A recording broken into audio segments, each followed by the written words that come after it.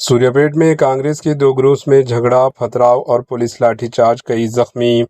तेलंगाना के सूर्यापेट डिस्ट्रिक्ट में कांग्रेस पार्टी के अंदरूनी इख्तलाफात खुलकर सामने आ गए। अरुपल्ली मंडल में रुकन पार्लियामेंट चामला किरण कुमार रेड्डी और रुकन असम्बली एमएलए सोमेलू के हामियों के दरमियान झगड़े का वाक़या पेश आया, जिससे इलाके में कशीदगी फैल गई। इत्तलात के मुताबिक तुंगतुर्ती असम्बली हल्के में हालिया दिनों मुनक़दा मंडल कांग्रेस प्रेसिडेंट्स के इंतखाबात को एक तरफा करार देते हुए रुकन पार्लियामेंट एमपी के हामी इसे कैंसिल करने का मुतालबा करते हुए गांधी भवन जा रहे थे।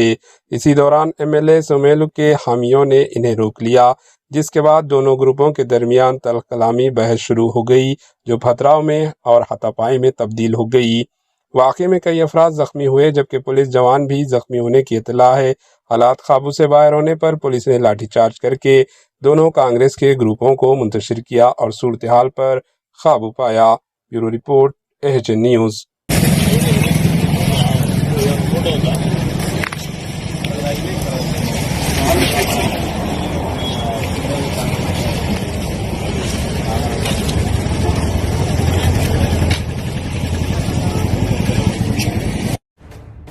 एएचएन न्यूज़ के यूट्यूब चैनल को सब्सक्राइब करें और बेल आइकन को दबाना ना भूलें, ताकि आपको हर नई आने वाली वीडियो का नोटिफिकेशन बर वक्त मिल सके।